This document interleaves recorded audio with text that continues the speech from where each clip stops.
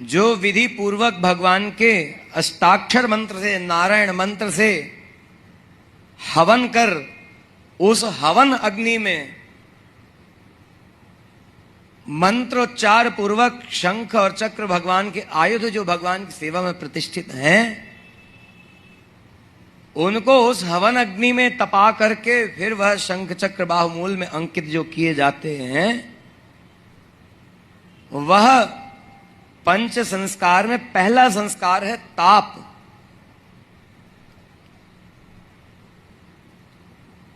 तो वैष्णव किसको कहते हैं, परमैकांती किसको कहते हैं, यह भी बता दिया गया है। तापः पुंड्रस तथा नामः मंत्रो यागश्च पंचमः अमीहि पंच संस्कारा आरमैकांत हेतवः। ये पांच संस्कार जिसके हुए हैं वो वैष्णव कहलाएगा। तापः पुंड्रस तथा नाम मंत्रो यागश्च पंचमः। ताप मतलब उस हवन अग्नि में तपा करके जो अष्टाक्षर मंत्र से होम किया गया है, उस होम अग्नि में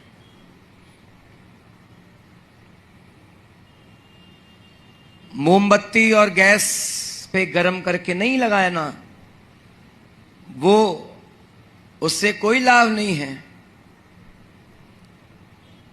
कुछ पाखंडी ये भी कर रहे हैं, इसलिए कहना पड़ रहा है कि आप कहीं भ्रमित मत हो जाना। हां,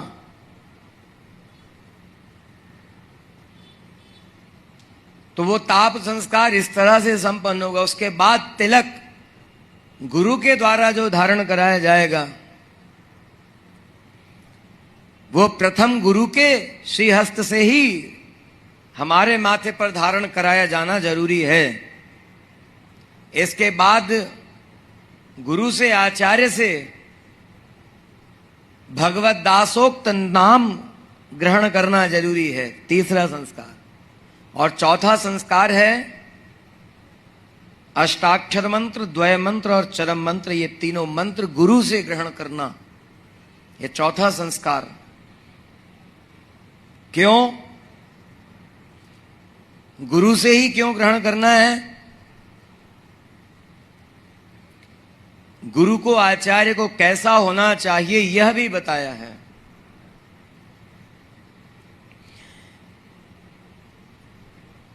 आचार्य को स्वयं को मंत्र निष्ठ होना जरूरी है, मतलब उस मंत्र में निष्ठा होनी चाहिए।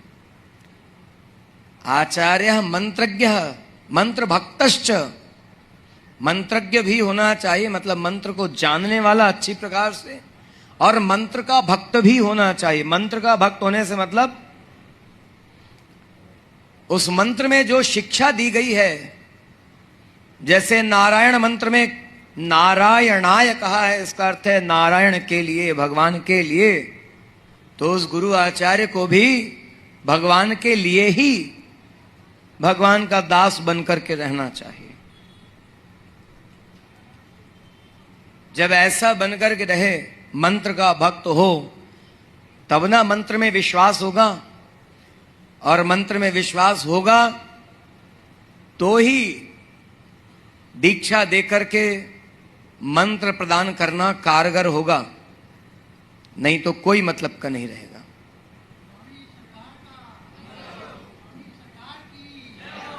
क्या हो रहा है आजकल? ऐसे ही मंत्र दे दिए जा रहे हैं। जैसे सभा बैठी है, किसको किसको दीक्षा लेना है, बोले हमको हमको हमको, सबने बोला सबको लेना है, तो बस माइक से ही मंत्र सुना दिया, बोले बस सुन लिया, हो गया। इससे नहीं होगा। और अब तो ऐसे भी लोग हैं जो कहते थे तुमको मंत्र लेना कौन सा है, हम सब दे देंगे। सब्जी की दुकान पर जाओ, आलू भी लो, मिर्ची भी लो, टमाटर भी लो, लौकी भी लो, भटा भी लो, कद्दू भी लो, सब जो चाहिए लो। ऐसे जिन मंत्रों से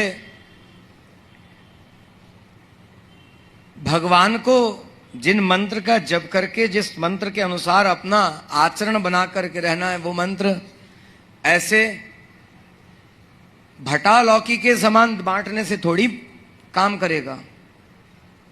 और क्या।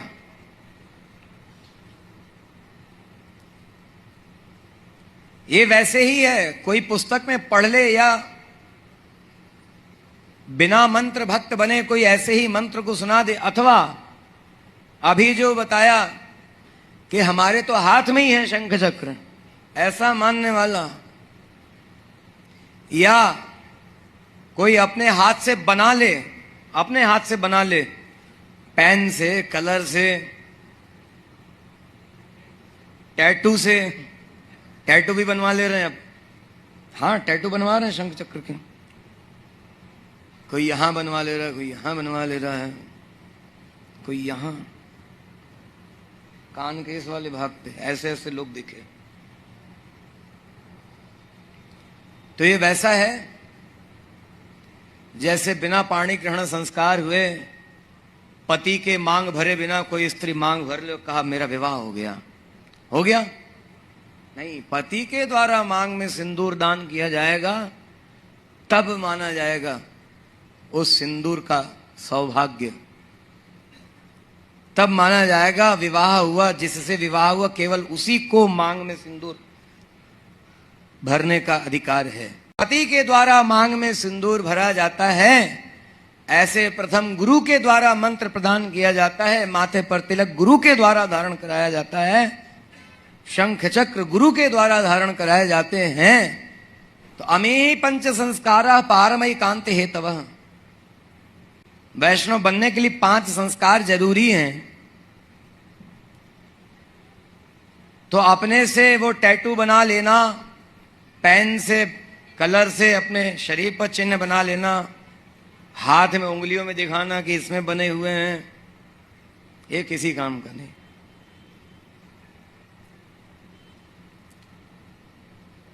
तो कहा ये कंठ लग्न तुलसी नलिनाक्ष माला, ये बाहुमूल परिचिन्न शंख चक्रा, ये वा ललाट पटले लसदूर्ध पुंड्रा, ते वैष्णवा भुवनमाश पवित्रेन्ति। तो ये इस श्लोक में तो 3 संस्कारों की बात या 3 चीजों की बात आई है वैष्णव वेश में, तिलक, माला और शंख चक्र। लेकिन शंख चक्र धारण कर लिया, तिलक धारण कर लिया, तो तिलक धारण करने का अर्थ भी वही है कि हम जीवात्मा भगवान के चरणों में आश्रय पा करके भगवान के चरणों के संबंधी बनकर के अपने कल्याण को पा सकते हैं। दास बनने का मतलब है, तिलक लगाना मतलब दास बनना है।